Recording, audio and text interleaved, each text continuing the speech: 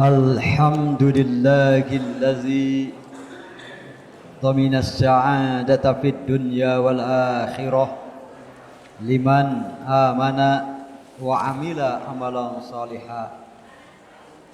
أشهد أن لا إله إلا الله وحده لا شريك له وأشهد أن محمدا عبده ورسوله لا نبي بعده أما بعد. فلقد أنزل الله هذه الآية في قرآنه الكريم. أعوذ بالله من الشيطان الرجيم. قل يا عبادي الذين أسرفوا على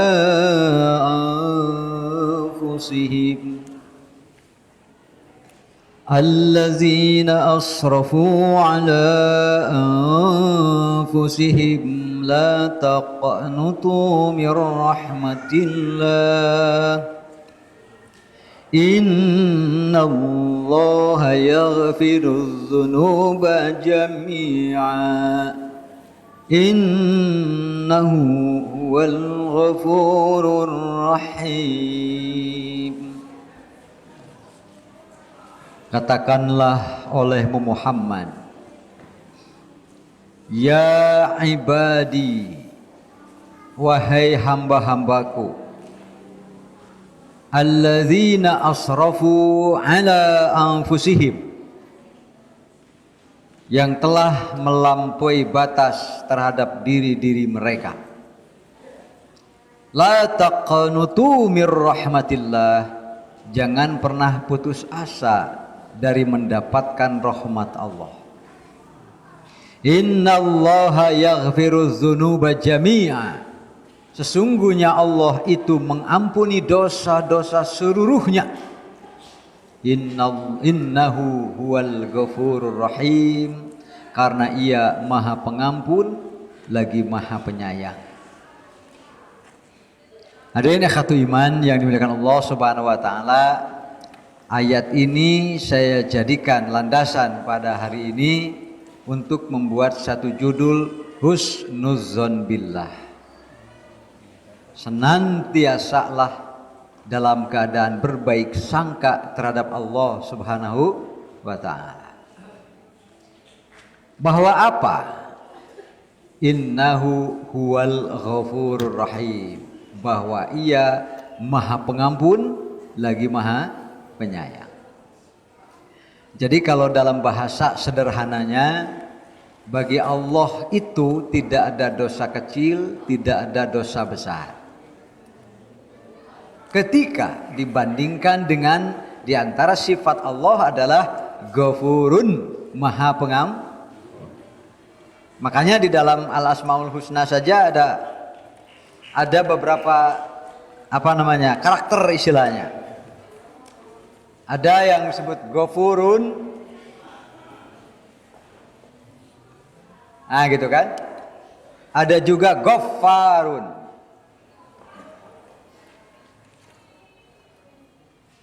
Maksudnya sama, maha pengampun.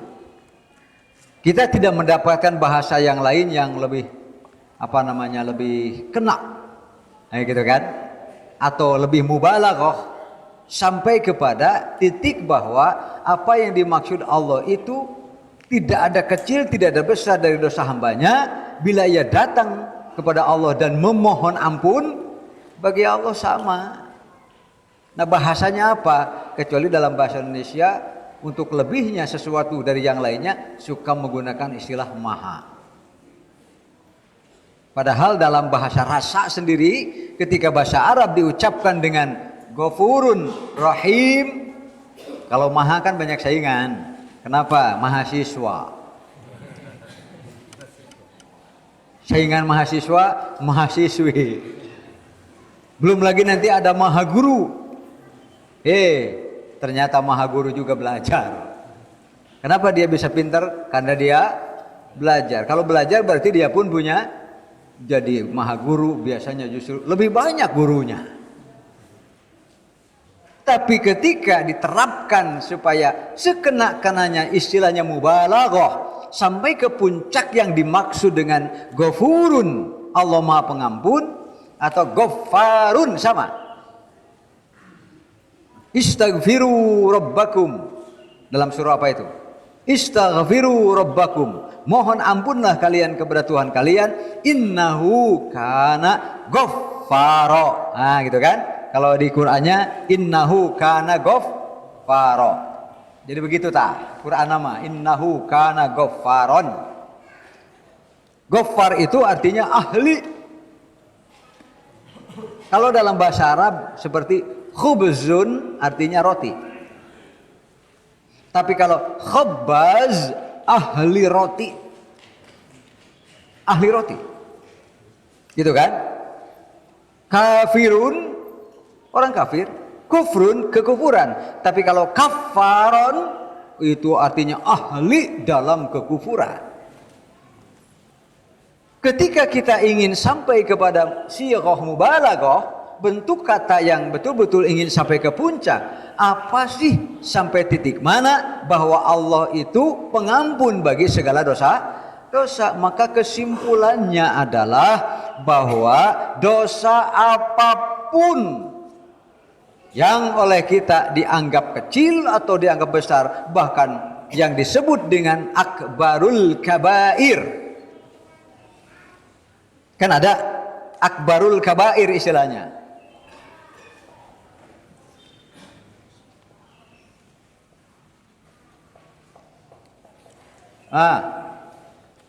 Akbar saja sudah paling besar. Kabair jama dari kabirun. Kabirun besar, kabironi dua yang besar. Kalau besar banyak besarnya, namanya jamak, jadi kabair. Jadi ada dosa-dosa yang terbesar di antara dosa yang besar bagi Allah. Ketika orang itu datang menghadap kepada Allah lalu mohon ampun dan bertobat, innahu kana ghaffar, Allah itu maha pengampun. La taqnutu min rahmatillah, jangan pernah putus asa dari mendapatkan rahmat Allah subhanahu wa ta'ala. Siapa yang tidak punya dosa? Sareria di kita kerjanya. Sahan itu boga dosa teh cenah jang, tak itulah. Siapa yang tidak punya dosa? Punya apa? Kecil-kecil makomo lah. Bisa jadi yang masuk juga kepada akbarul kabair.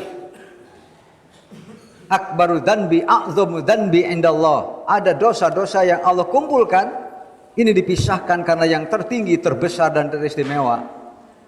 Yang pertama adalah antaj'ala lillahi niddan wa huwa khalaqaka. Puncak dosa terbesar adalah ketika menyekutukan Allah Subhanahu wa taala lalu menganggap bahwa selain Allah ada tuhan-tuhan lainnya. Apalagi kalau Allah tidak dipertuhankannya, melainkan dibuatlah tuhan-tuhan yang menurut mereka nyaman bagi mereka. Sekali lagi nih. Menjadikan sesuatu sebagai Tuhan yang menurut mereka nyaman bagi mereka. Mengapa nyaman?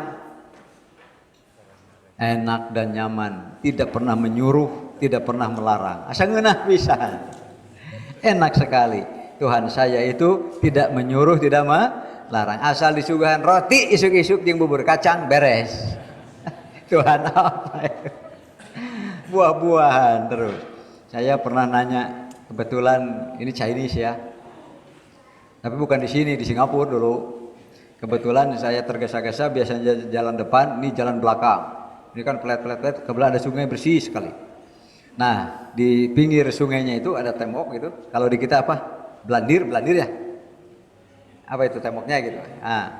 Nah itu ada nasi, Pak, yang saya lihat itu. Terus kemudian buah-buahan. Terus ada kertas seperti ada angkanya yang dibakar lalu digini-gini. Tanya, bahasa Inggris lah, kurang lebih begitu. Ini maksudnya mau apa dan bagaimana? Saya belum mengerti. Oh, gitu katanya.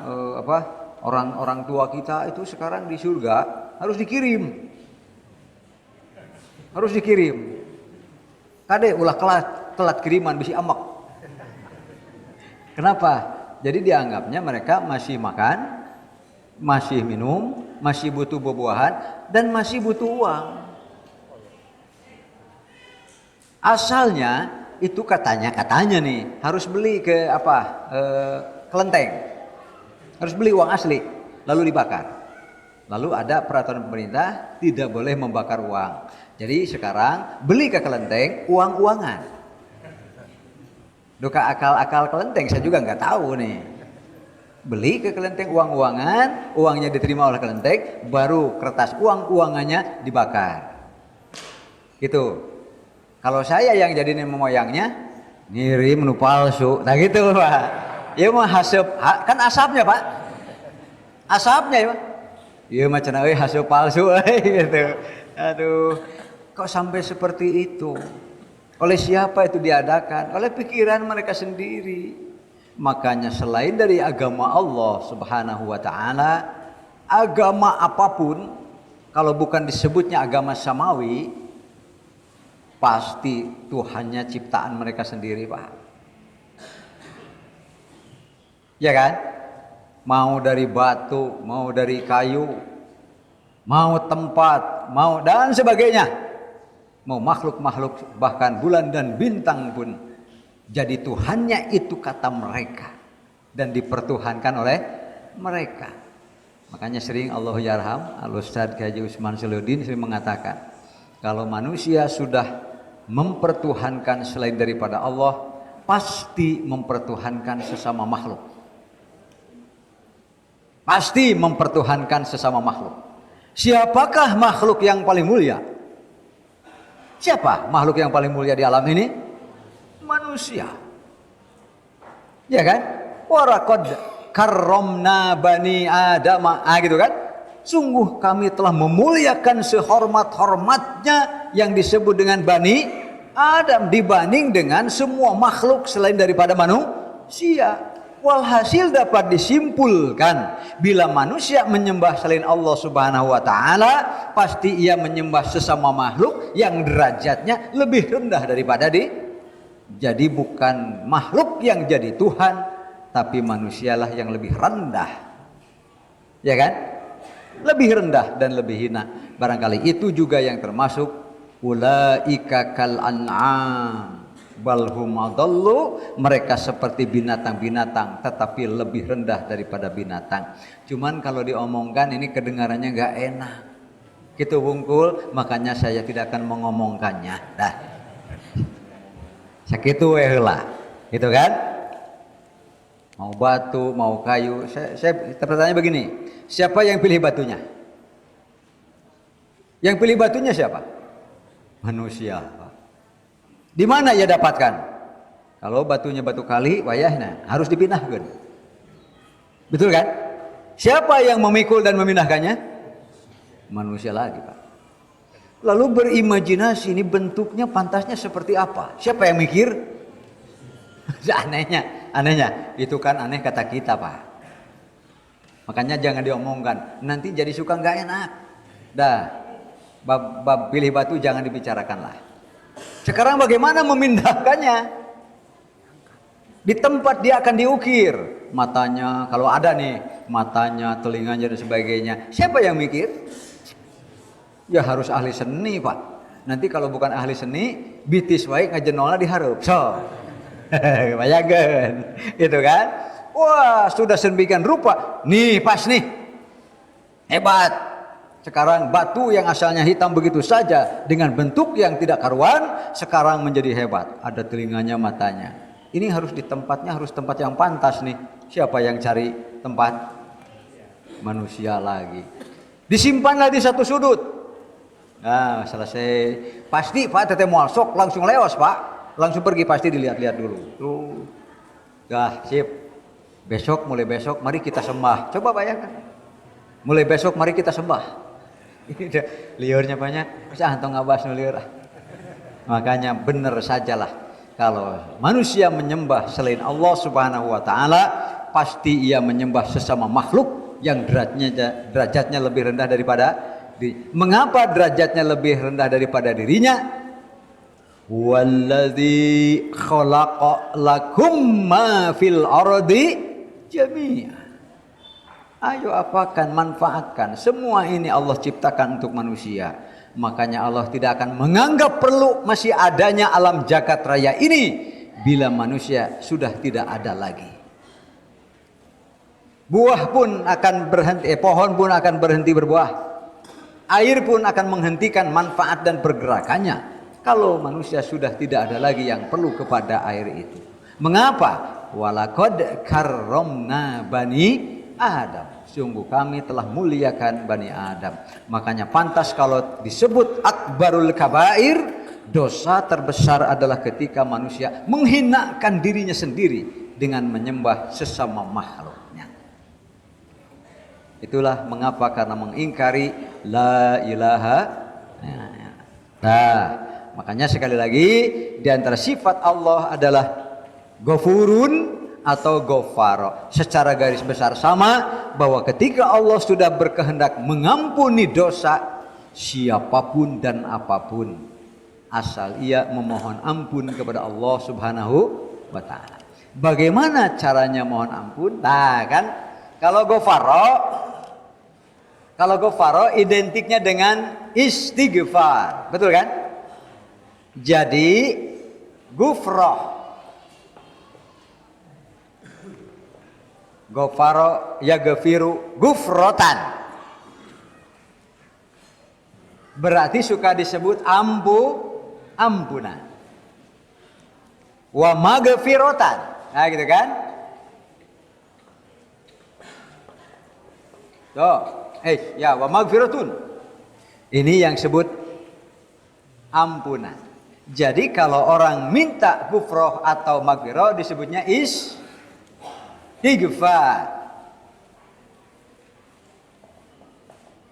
Tuh. Kepada siapa?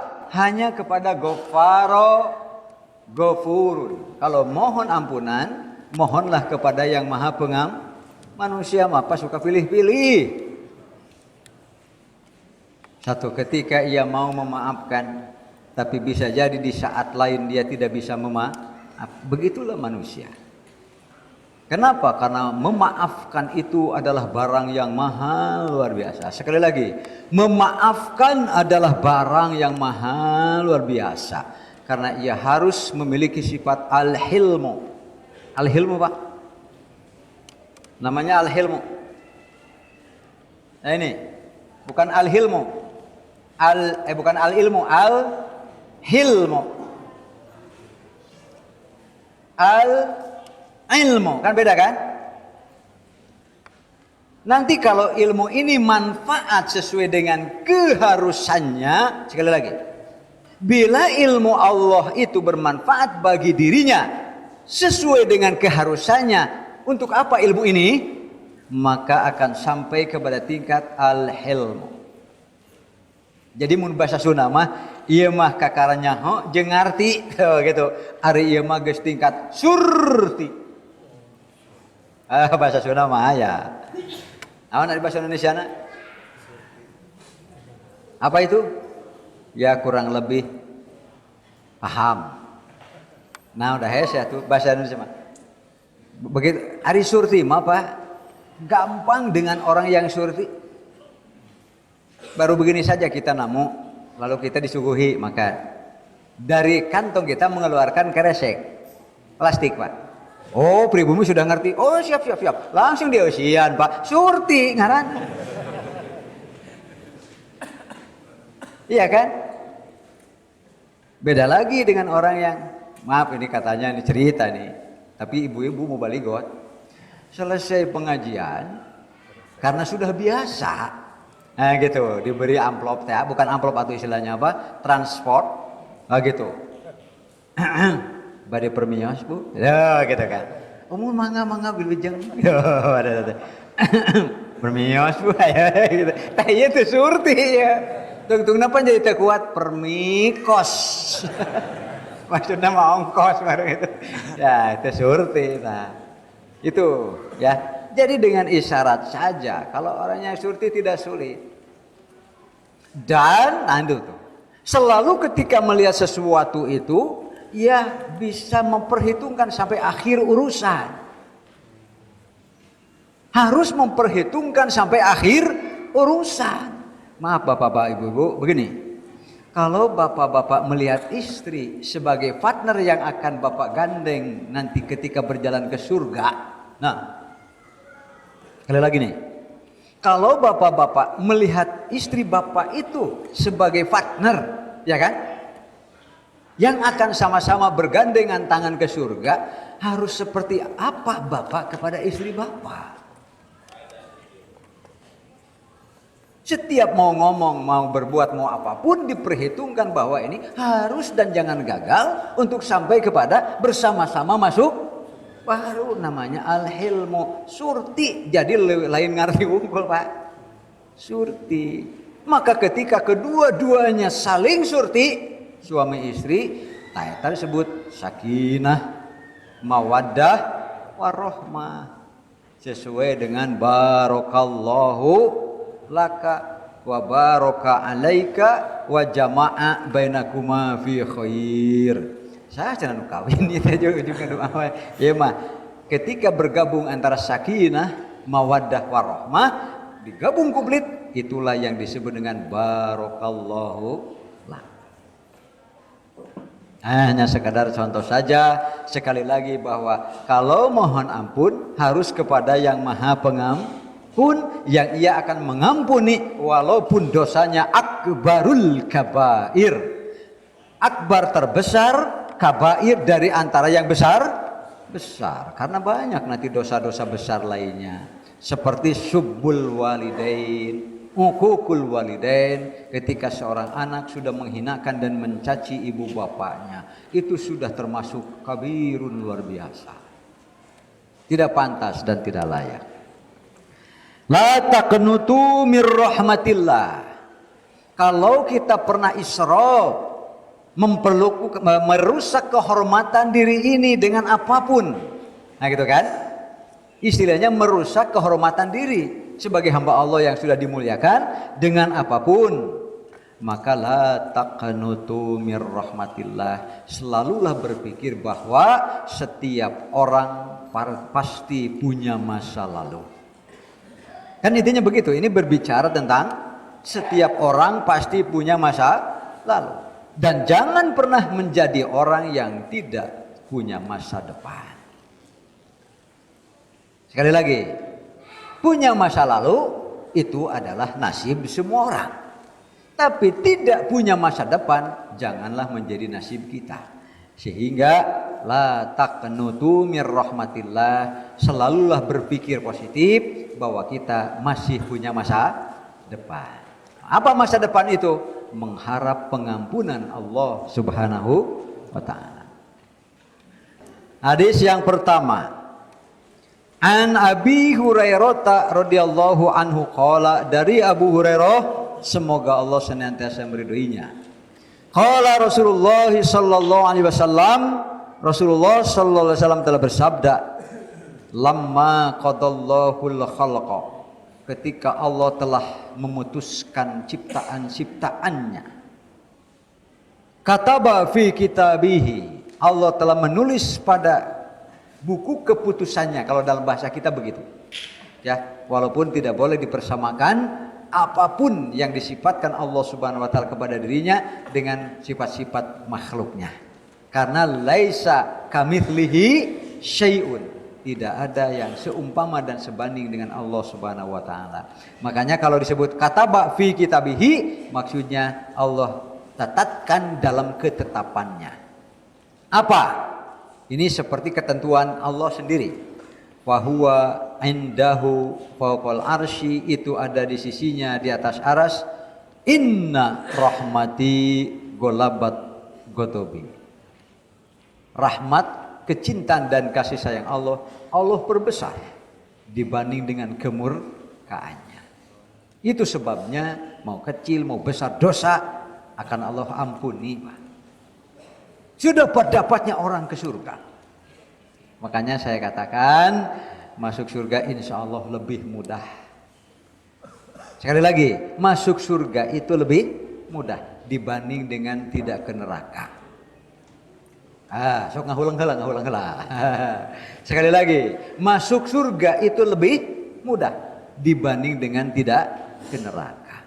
Karena banyak yang ke neraka tapi teburu we akhir nama ke surga. Kartos ibu-ibu? Kartos. Kenapa? Karena nanti banyak orang-orang yang dikeluarkan dari neraka.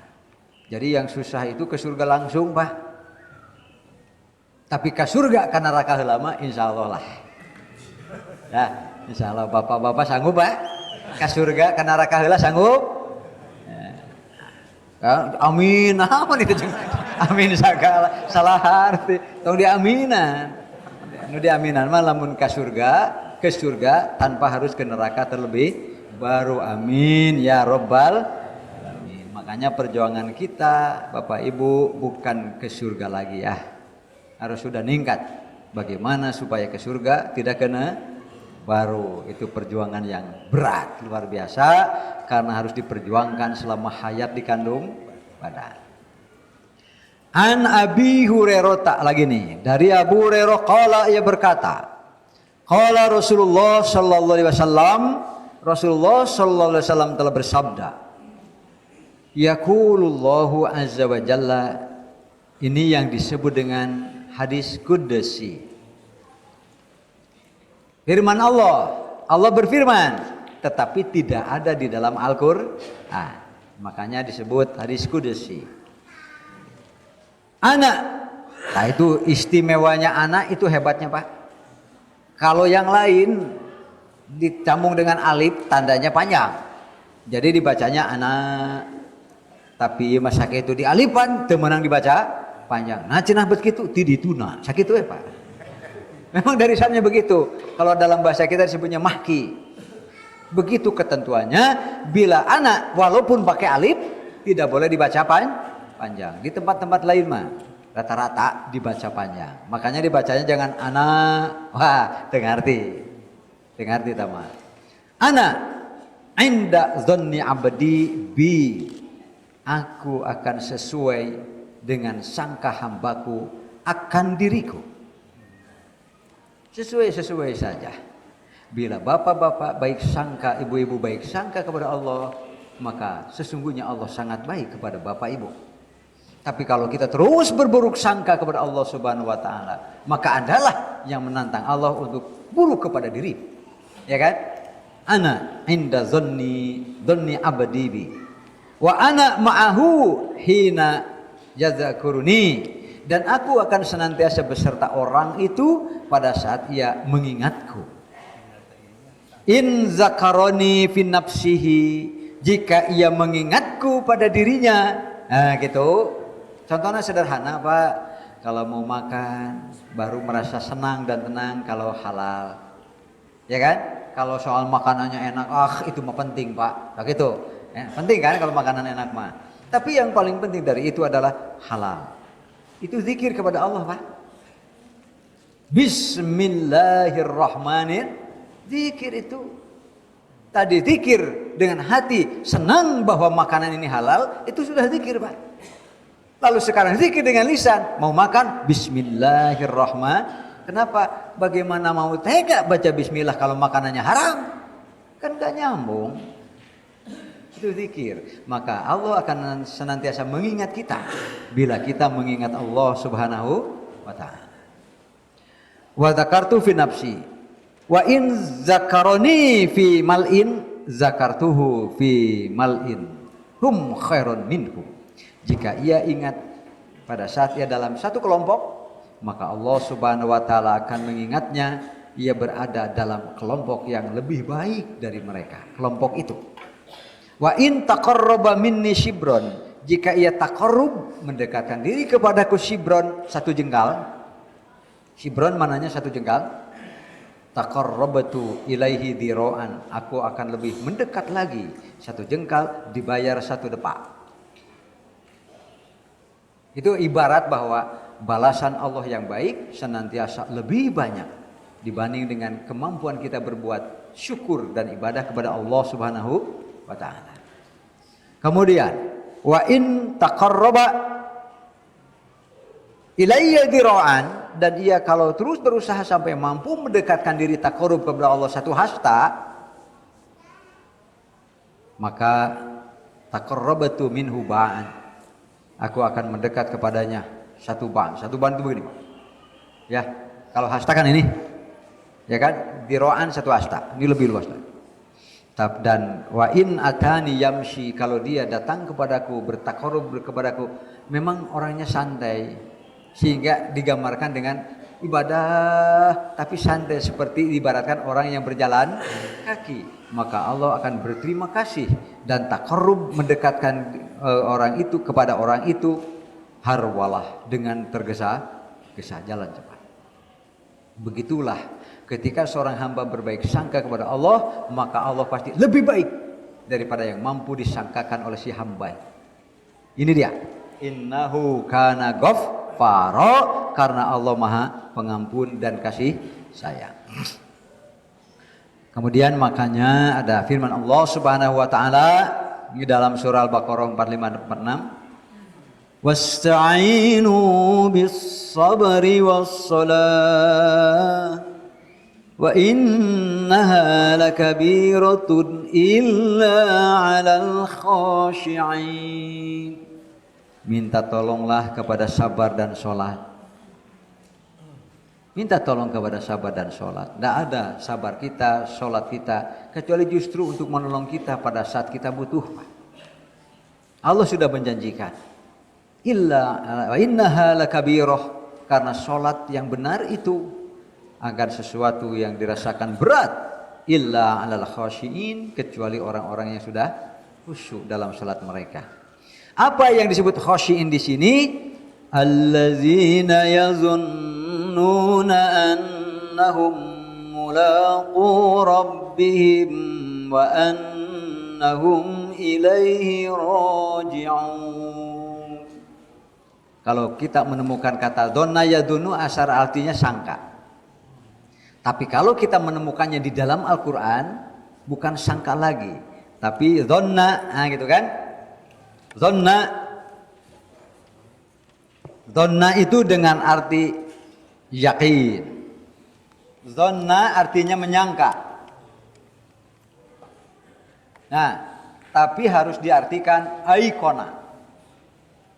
Nah, gitu Pak. Aikona mah jadi yakin, gitu kan? Nah, kalau dhanna mah jadi dhannun namanya. Nah, kalau ditemukan Quran dhanna itu artinya yakin. Jangan diartikan yaitu orang yang menyangka, bukan. Tetapi orang yang meyakini dengan seyakin-yakinnya annahum mulaqu rabbihim, bahwa mereka bernapas, mau mengeluarkan napas, menarik napas dalam hidup ini dengan apapun yang dipikirkan dan dikerjakan, sesungguhnya ia meyakini selalu berujung dengan pertemuan dengan Allah Subhanahu wa ta'ala. Namanya annahum mulaqu rabbihim, bahwa mereka akan bertemu dengan Allah Subhanahu wa ta'ala. Wa annahum ilaihi raji'un. Maka kalau mengikat kita keyakinan bahwa akhir hidup kita itu akan bertemu dengan Allah Subhanahu wa ta'ala, sehingga itu menjadi komandan, menjadi raja, kerjakan. Tapi yang disuruh keyakinan akan bertemu dengan Allah, jangan dikerjakan, karena yang melarangnya adalah keyakinan akan bertemu dengan Allah. Maka sesungguhnya itu adalah orang-orang yang khasyi'un, itu khusyuk yang asli. An Jabir bin Abdullah al-Ansari, dari Jabir bin Abdullah al-Ansari qala, ia berkata, sami'tu Rasulullah sallallahu alaihi wasallam qabla mautihi bi thalathati ayamin, saya mendengar Rasulullah SAW bersabda sebelum 3 hari sebelum masa kewafatan beliau. Ini sudah saum Muharram nih, sudah haji wada tahun 10. Haji wada masuk, Dzulhijjahnya habis, lalu datanglah tahun baru bulan Muharram. Saum Tasu'a, Asyura kan? Setelah saum Asyura, sahabat bersikuku, Rasulullah, apa tidak akan dibedakan saum kita? Asyura saja. Bagaimana kalau dibedakan? Kata Rasulullah, la in istu ilal amil mukbil, kalau saya masih hidup sampai tahun depan, ya kan? lasumtu qablaha, atau lasumtu tasyi'a, saya akan saum dengan tanggal 9 Muharram. Tapi falam ya'til amul muqbil, belum datang tahun depan itu, alias tahun ke-12 gitu, tuwfiya Rasulullah SAW, Rasulullah wafat. Karena beliau wafat pada tahun ke-11 setelah melewati saum dulu Asyura kan, Muharram, jadi pasti setelah Muharram. Ini 3 hari sebelum kewafatan, Pak. Ternyata beliau sempat bersabda dan dicatat oleh Jabir bin Abdullah, beliau mengamanatkan, cek bahasa Sunda mah ngomatan. Ya, bahasa Indonesianya mengkade-kadean. Ya, omat gitu. La yamutanna ahadukum, janganlah mati seorang pun di antara kalian illa wa huwa yuhsinu dzanna billahi azza wa jalla, kecuali dalam keadaan berbaik sangka kepada Allah Subhanahu wa taala. Jadi kapan kita harus mulai berbaik sangka? Kapan? Ya sekarang, karena kita tidak tahu sampai kapan umur kita. Hendaklah datang kematian, kita sedang berbaik sangka. An Abi Darda radhiyallahu anhu qala, dari Abu Darda semoga Allah senantiasa meridhoinya, berkata, innamal ilmu bitta'allum, kalau mau berilmu hanya dengan belajar. Ilmunya Pak, karena ilmu itu dasar-dasar pengetahuan. Beda antara yang tahu dengan yang tidak tahu. Begitu ya, Allah sudah menghukuminya. La yastawil ladzina ya'lamuna wal ladzina la ya'lamun. Tidak sama orang yang tahu dengan orang yang tidak tahu. Makanya awalnya tahu dulu. Baru wal hilmu. Nah, ini tadi sudah saya tulis nih. Ada al ilmu, ada al hilmu. Al hilmu mah bukan cuma tahu tapi ningkat. Ilmu ini keharusannya untuk apa? Ketika diamalkan sesuai dengan keharusannya berarti halim. Halim Pak. Halim itu bukan cuma tahu tetapi ia paham, melihat sesuatu sampai ujung urusan. Saya tadi beri contoh, kalau bapak melihat istri itu sebagai teman bapak yang akan saling bergandengan tangan, ya kan? Ketika bertemu dengan Nabi Muhammad, ketika dipersilahkan masuk surga, bapak-bapak bahagia enggak Pak? Bahagia mau Pak? Mama, atuh, kamu lamun ngaradak bebe, wah hebat. Itu Pak. Si mama nanti dengan bangga ya. Bahkan saya sudah sampaikan, bila istri bapak itu adalah almar'atus solihah, istri-istri yang soleh, bidadari surga Pak. Begitu datang istri bapak, minggir semuanya, minder mereka, ya kan?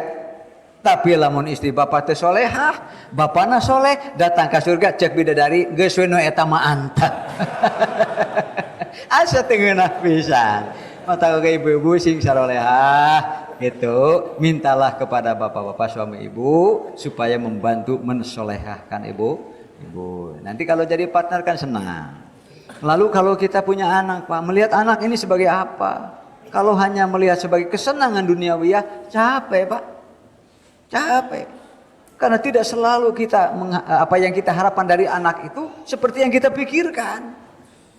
Ternyata anak adalah khalqan akhar, makhluk lain seperti kita dari ibu bapak kita, yang nantinya pada akhirnya harus memperjuangkan keselamatan diri masing. Tak ada. Sekarang saja Pak, saya pulang ke rumah istri saya, aduh tadi malam cenah duka kamararana cenah barudak itu 7 tetepa 7. Nu ieu ka anu, jadi sorangan we salakina ka anu. Gitu kan? Sendiri Pak. Saya cuma mau ngomong begini, ini baru di dunia, di alam kubur juga begini. Sekarang masih bisa WA, ya kan? WhatsApp, bisa SMS. Bila perlu SMS Pak, tahu arti SMS? Susul pakai sepeda. Ya kan? Tapi kalau di alam kubur mau apa? Semua seolah-olah disita. Tidak ada lagi yang bisa kita bawa. Jika suka miskin, Itu mah suka kaya itu mah. Ya lihat di TV kan. Waduh itu. Kalau mau ke rumah sakit katanya ada rekomendasi dari sini. Oh tidak, saya tidak cocok, harus dokternya anu. Bisa saja tapi bayar. Tetep Pak isu Pak. Wah kan aya bener nah unggul gitu. Gitu aduh. Kan wae mumpung masih di dunia barangkali ya. Tapi nanti setelah Anda sendirian. Itu kan intinya kan? Tiada lagi yang bisa menemani Anda kecuali yarji'ani. Iya kan? Maluka yarji'u wa ahluka yarji'u. Hartamu pulang. Kemudian keluargamu pulang. Wa yabqa ma'ahu wahid amaluka. Yang tersisa adalah satu amal Anda. Silakan. Makanya la yamutanna ahadukum illa wa huwa yuhsinu dzanna billahi azza. Sebaiknya sejak sekaranglah kita senantiasa berbaik sangka. Kemudian itu halim itu begitu Pak.